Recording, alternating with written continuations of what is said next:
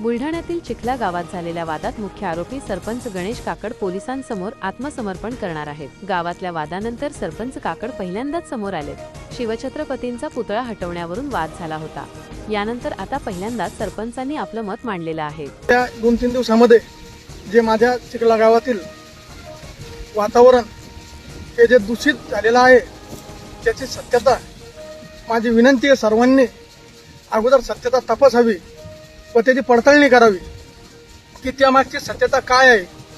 हा सर्व घटनाक्रम ठरवून पूर्व प्लॅनिंगनुसार केलेला आहे आणि मी सरपंच, गावातील सर्व मंडळी, गावकरी मंडळी यांचा कुठल्याही प्रकारचा पुतळ्याला विरोध नाहीये।